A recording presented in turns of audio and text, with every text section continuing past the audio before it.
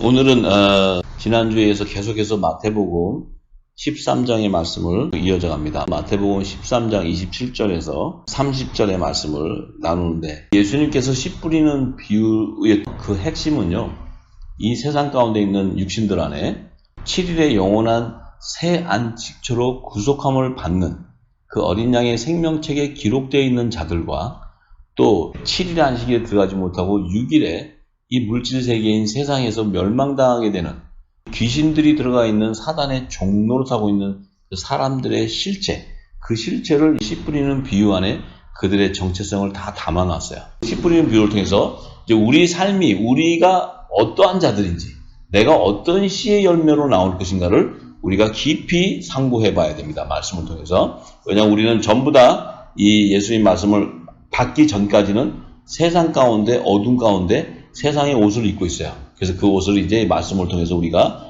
씻어져 나올 때 나의 정체성, 예수님 말씀하신 그 열매가 드러나게 됩니다. 그래서 마태복음 13장 27절에서 28절의 말씀을 우선 풀어드리겠습니다. 집주인의 종들이 와서 말하되, 주여, 밭에, 이 밭은 세상 밭이에요, 좋은 씨를 심지 아니하였나이까? 그러면 가라지가 어디서 생겨났나이까? 그러니까 주인이 가로되, 원수가 이렇게 하였구나. 종들이 말하되, 그러면 우리가 가서 이것을 뽑기를 원하시나이까? 이렇게 종들이 주님께 말씀을 드릴 때 종들이 이렇게 예수님에게 물어봤어요. 이 세상에 좋은 씨를 주님이 오셔서 뿌렸는데, 근데 이 가라지가 어디서 생겨났습니까? 이렇게 물어봤고, 예수님의 답은 원수가 이렇게 했다, 이렇게 얘기하셨어요. 그러니까 제자들이 물어보는 퀘션은 가라지가 어디에서 생겼습니까? 하고, 예수님의 답은 원수가 이렇게 했다고 이렇게 얘기하셨어요. 그러면 이 두 질문에 대해서 우리가 주님이 말씀하신 깊은 말씀을, 뜻을 깨달아야 이제 나의 정체성을 알 수 있어요. 그래서 가라지가 어디서 생겼나이까? 이렇게 얘기할 때, 이미 사도 요한은 요한계시록을 기록할 때 그들의 실체를 계시록 13장 8절에 증거해 놓습니다. 가라지가 어디서 생겼냐면, 죽임을 당한 어린 양의 생명책에 창세 이후로 농명되지 못하고 이 땅에 사는 자들은 다 짐승에게 경배하리라, 이렇게 했어요. 그래서 이 가라지는 어린 양의 생명책에 기록되지 못한 자라는 거예요.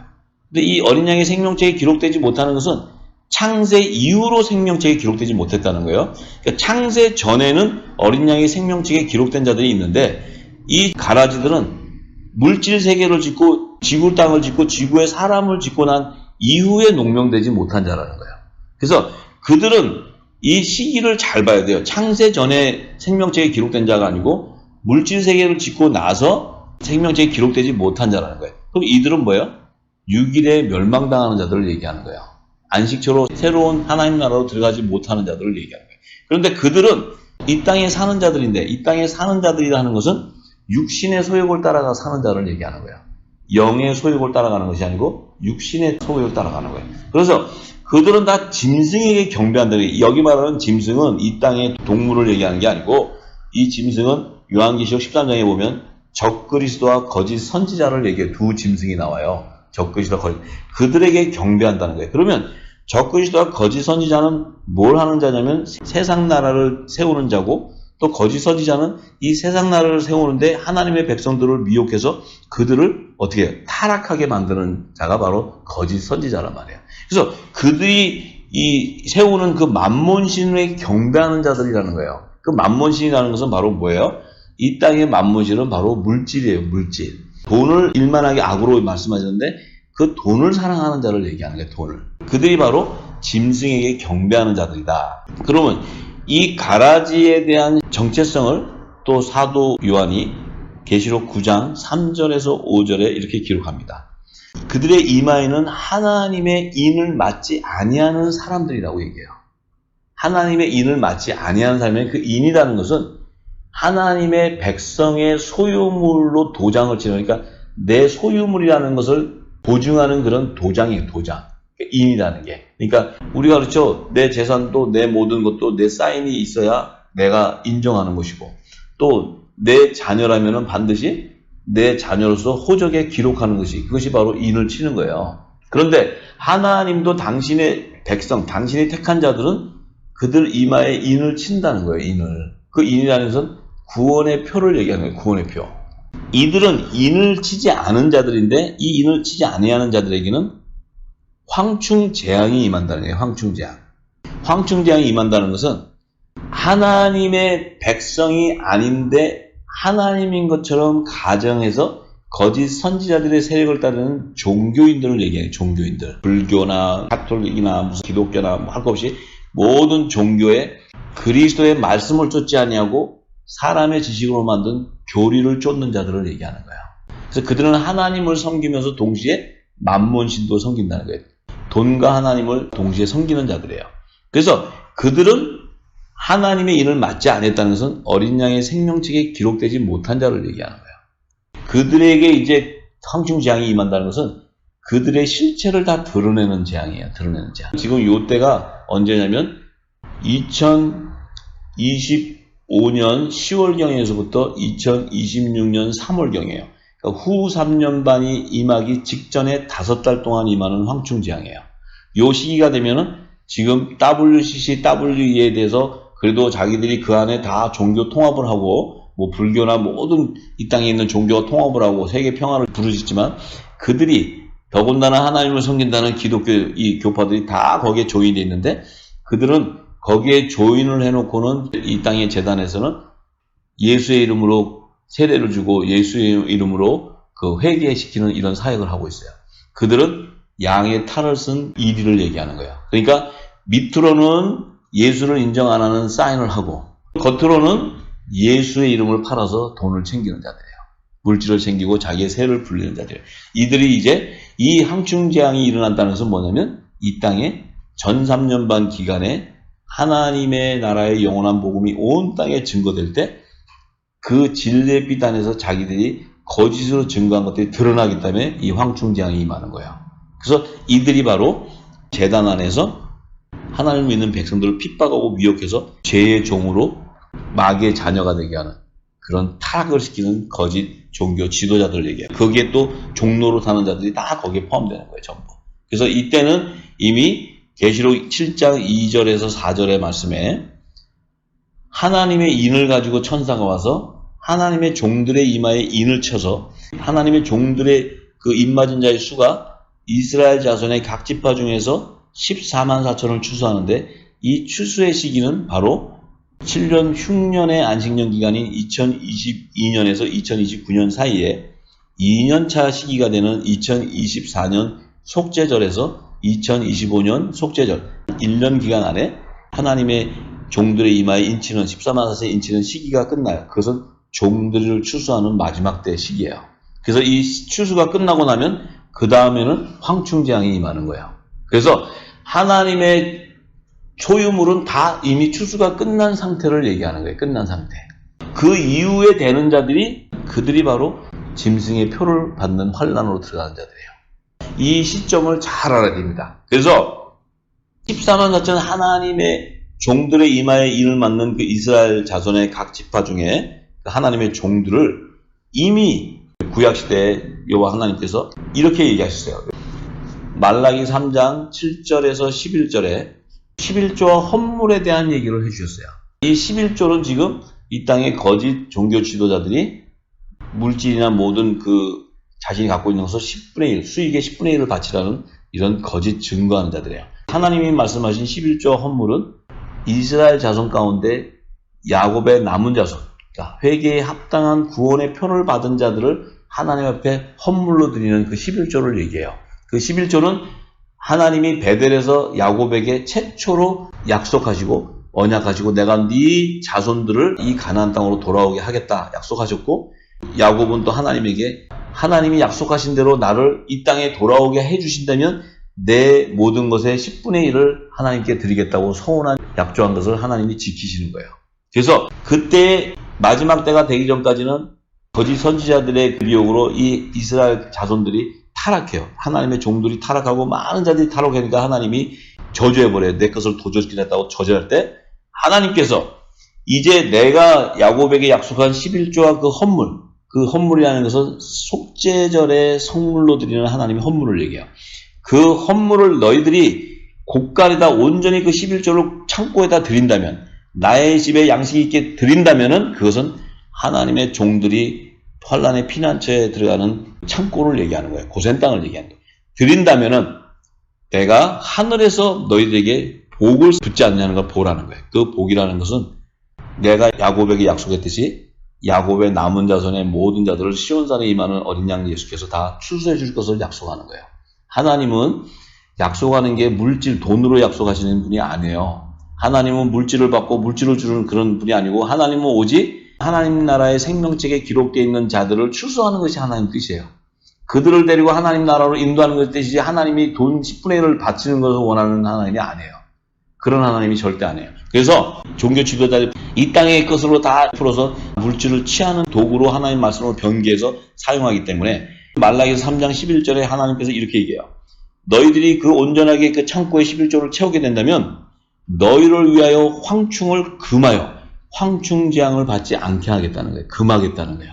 이 황충이라는 것은 토지에서 곡식이 나면 그 곡식을 먹어요. 이 황충들이 갈아 먹어가지고 벼를 죽이는 거예요. 그래서 그 곡식이 자라지 못하도록 온전히 열매가 안 되도록 썩게 만들고 이 곡식을 갉아먹어서 다 죽이는 거예요. 꺾어서. 그렇기 때문에 이것은 뭐예요? 거짓 선지자들이 진노의 포도주를 먹여서 하나님의 백성들을 타락시키는 거거든요. 그 타락시키는 것을 금하겠다는 거예요. 그것은 뭐예요?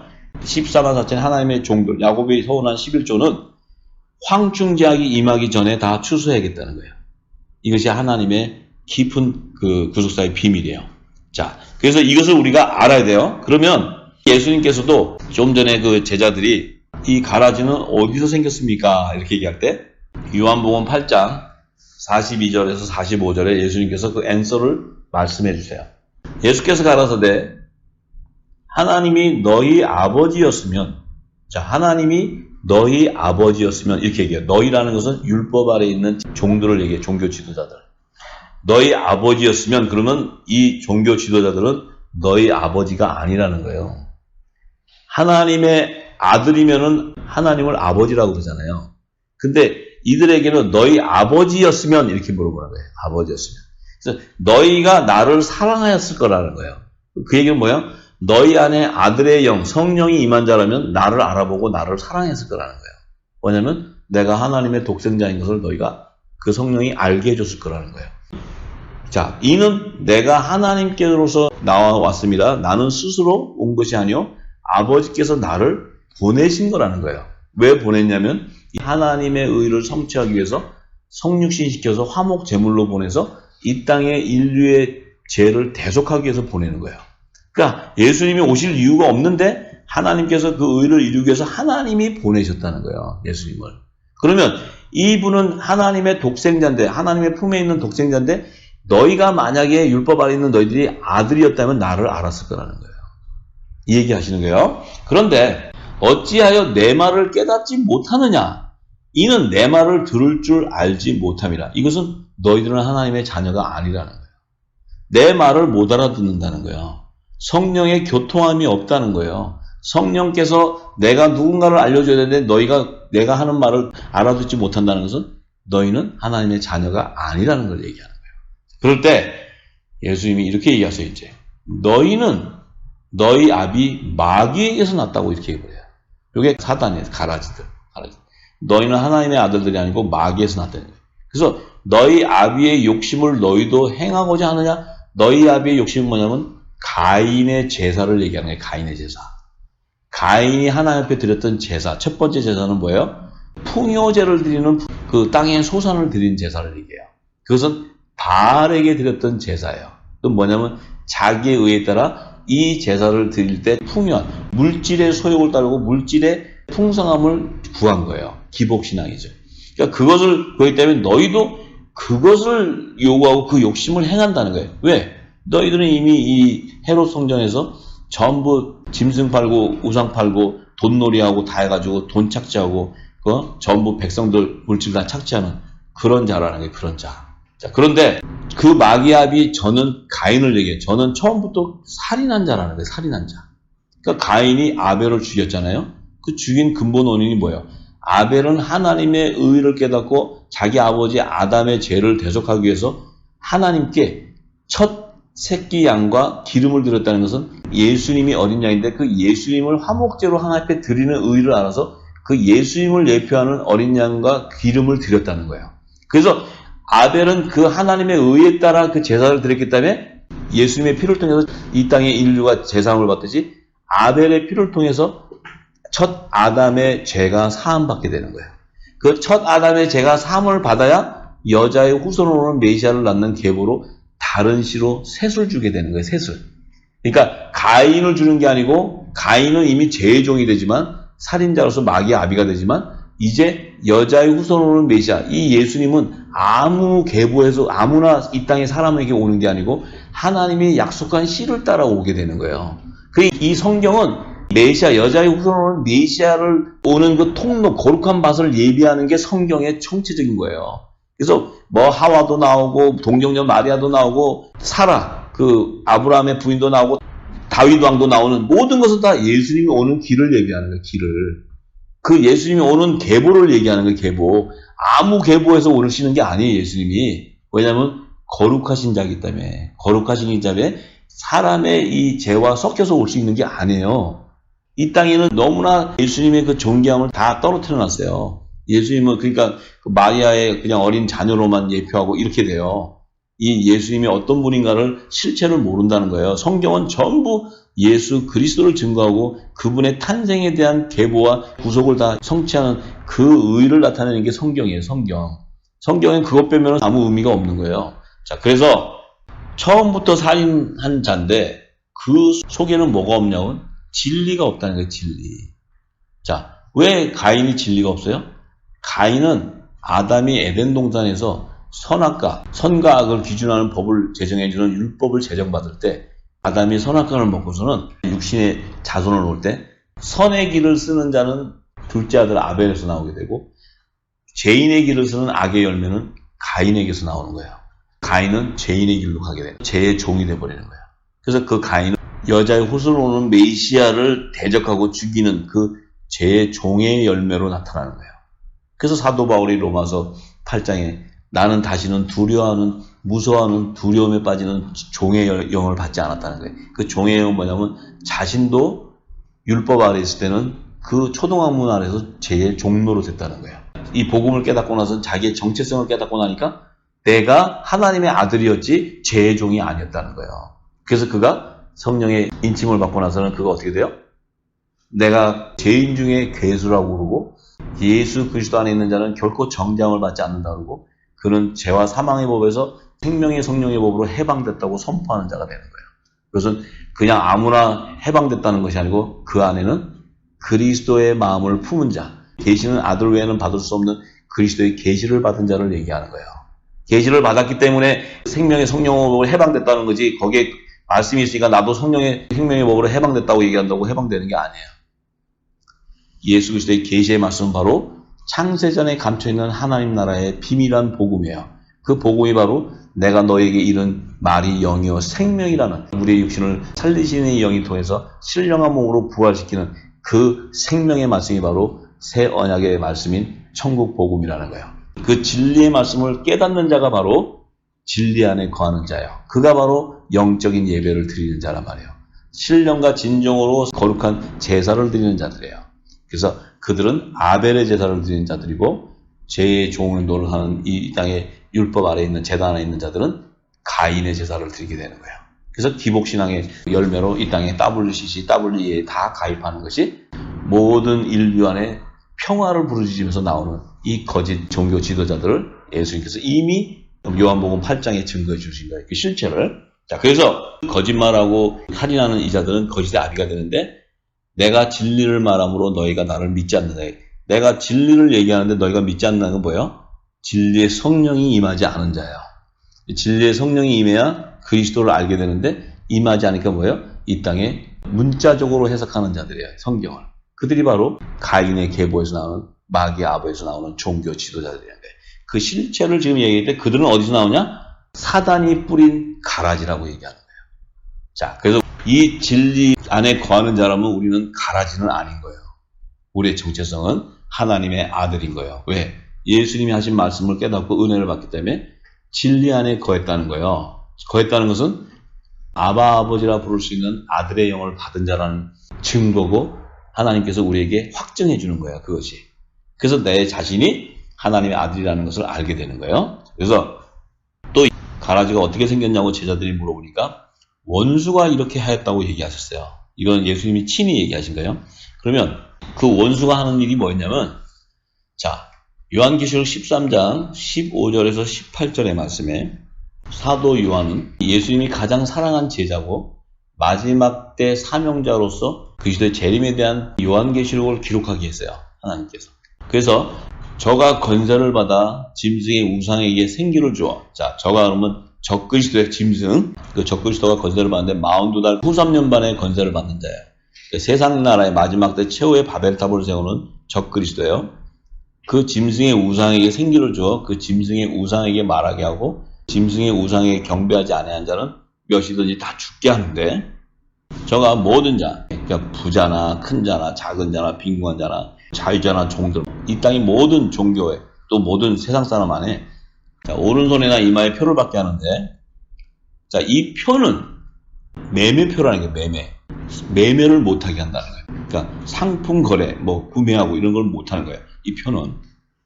근데 이 표는 곧 짐승의 이름이나 그 이름의 수라고 얘기하는 거예요. 마지막 후 3년 반에 등장하는 이 표는 이 땅의 단일 세계 정부에서 통치하는 단일 화폐를 얘기하는 거예요. 단일 화폐. 그럼 이 시대가 되면 4차 산업혁명이 최고조로 발달되는 시대가 있기 때문에 이 지금 우리가 그 유형의 그 지폐를 그 기축통화로 쓰고 있는 달러를 대체하고 무형의 전자화폐, 이 단일 전자화폐가 나오는데 그 화폐가 바로 짐승의 이름이라는 거예요. 그 짐승의 이름. 그럼 그 매매하는 화폐가 어떤 짐승의 특정한 이름이 되는 거예요. 이름이. 그 이름이 2026년 3월 이후로 나오는데 가정해 보면 이제 뭐 지금 제일 유력한 거는 디지털 단일 전자 화폐를 지금 연준에서 준비하고 있다고 얘기했어요. 그러니까 그 부분이 가장 근접해 있는데 그때가 되면 또 어떤 이름이 나올지 몰라요. 666 베리칩 이거는 다 지나간 옛날 얘기를 하는 거니까 그거 말고 앞으로 올 시간에 이런 매매표가 나오는데 화폐. 그런데 그 표는 짐승의 이름, 어떤 이름이 나오고 그 짐승의 이름의 수라는 거예요. 그 짐승의 이름 수라는 것은 화폐이기 때문에 화폐 단위가 있는 거예요. 화폐 단위. 그러니까 예를 들어서 뭐 화폐 그러면 이 달러 종이 한 장 줘가지고 달러에 뭐 1불짜리, 5불짜리, 10불짜리, 100불짜리 써 있어야 그 화폐의 가치가 있는 거잖아요. 근데 전자화폐도 반드시 그 화폐의 단위가 있단 말이에요. 단위가. 그래야지 우리가 구매를 할 수 있는 거 아니에요. 이제 그 수를 얘기하는 거예요. 그런데 사도 요한이 지혜가 여기 있으니 총명이 있는 자는 그 짐승의 수를 세워보라는 거예요. 자, 여기서 사도 요한이 지혜 있는 자들, 총명을 기름 부음 받은 자들은 그 짐승의 수를 세워보라는 것은 여기서 말하는 짐승은 이 동물을 얘기하는 게 아니고 짐승의 이름의 수를 세라는 것이 아니고 짐승의 수라는 것은 이 짐승이라는 것은 이 적그리스도와 거짓 선지자들의 세력들이 그들을 따르는 사람을 얘기하는데 사람의 창세후에 어린 양의 생명책에 기록되지 못한 자들의 수를 세워보라는 거예요. 이 뜻이 짐승의 수라는 것은. 그리고 또 그 수는 사람의 수라고 얘기하는 거예요. 사람의 수. 그러니까 화폐를 얘기하는 짐승의 이름의 수를 얘기하는 게 아니고 짐승의 수, 사람의 수라는 것은 사람의 수를 얘기하는 거예요. 사람의 수. 화폐의 단위 가치를 얘기하는 게 아니고. 그러니까 그 수가 666이다. 이렇게 하는 것은 666이다. 이런 것은 성경에서 말하는 하나님의 역사는 율법이 제정되기 전에도 죄가 있었듯이 율법 이전 시대가 있은 거예요. 그러니까 이 아담의 자손이 태어나자마자 하나님이 율법을 제정해 주지 않았잖아요. 율법을 제정해 주신 것은 율법의 선지자 모세에게 제정해 주셨어요. 시내산에서. 그러면 율법을 제정해 주는 시점은 모세를 불러서 시내산에서 제정해 줄 때가 이 땅에 첫 언약이 선포되는 때예요. 그러면 그 이전 시대에는 율법도 없었고 복음도 없었어요. 그러면 율법과 복음이 없다 하더라도 죄 가운데 있었다는 거예요. 죄 가운데 사람들은. 그래서 자기들이 벌거벗고 있어도 부끄러운 줄 몰랐다는 거예요. 자, 그래서 이 666이라는 그 의미는 하나님의 그 시간표에 따라 역사하시는 시대를 나타내는데 율법 이전 시대에도 짐승의 수, 사람의 수, 이 666의 자손들이 있었다는 거예요. 이들은 바로 뭘 얘기하냐면 물질을 쫓는 자들의 물질, 타락한 자들.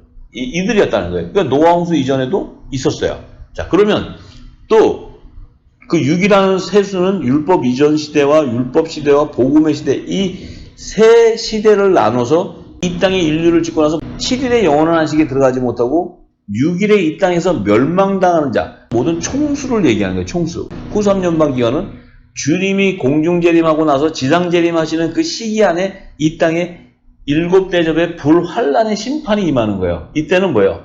가라지들을 다 달을 묶어서 태우는 시기예요. 태우는 시기. 이때 모든 가라지의 단이 태워지는 때이기 때문에 어린 양의 생명책에 기록되지 않은 자들인데 그들의 모든 실체가 드러나는 게 666이라는 게 666.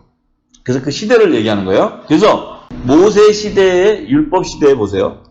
하나님이 첫 언약을 폐하면서까지 율법 아래에 있던 이스라엘 백성들을 폐해버렸어요. 왜 그랬어요? 이 첫 언약으로 하나님이 귀한 그 율법을 제정해 줬는데도 그들은 뭐예요? 가나안 땅에서 우상을 섬기는 거예요. 우상을. 하나님이 10계명에 첫 4계명은 우상 섬기지 말라는 거예요. 그런데 이 율법을 제정받은 이스라엘 백성들이 가나안 땅에 들어가가지고 금신상을 다 세우는 금신상, 금송아지. 왜? 그것이 내 육적으로 땅의 축복을 받으니까 6째 날에 지은 사람에게 준 축복을 자기들에게 줬다고 지금 들어가 있는 거예요. 자, 이것을 지금 모세도 기록했어요. 그러면 그들을 폐하시고 새 언약의 법으로 중보자가 오셔서 이제 복음의 시대가 열렸는데 이 복음을 줬는데 그 복음을 준 이 시대는 전부 다 하나님의 아들이 됐냐? No.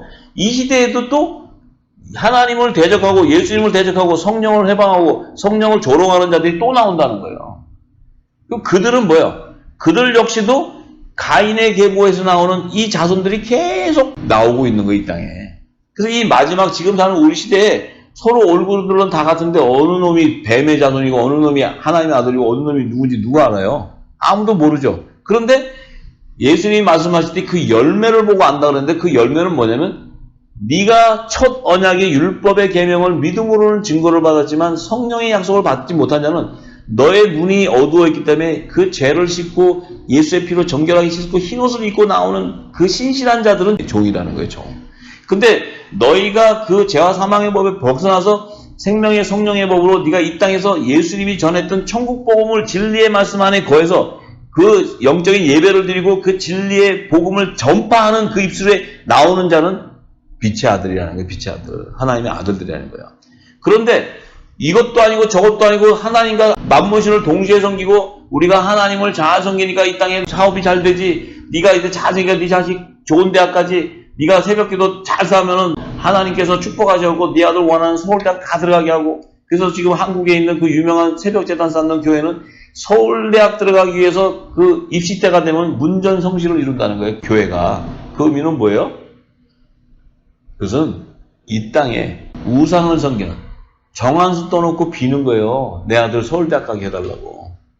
또 우리 남편 사업 잘 되게 해달라고 하나님 앞에 비는. 예수님은 하라는 기도는 딱 주기도문 하나 가르쳐 주셨고 너희는 하나님 나라와 그의 의를 구하라고 얘기하셨고 그 의를 구하려면 반드시 너희가 구하고 찾고 두들기면 성령을 하나님이 선물해 주시는데 그 성령을 받아야지만 하나님 나라와 그의 의를 구할 수 있다는 거예요. 성령을 받지 않으면 너희가 하나님 나라의 의가 뭔지 모르기 때문에 이방인들이 중언부언하는 기도를 구하게 되고 너희들이 하는 기도는 하나님 앞에 연락이 안 된다는 거예요. 자, 예수님도 그렇게 얘기하셨는데 지금 다 그 일을 하고 있어요.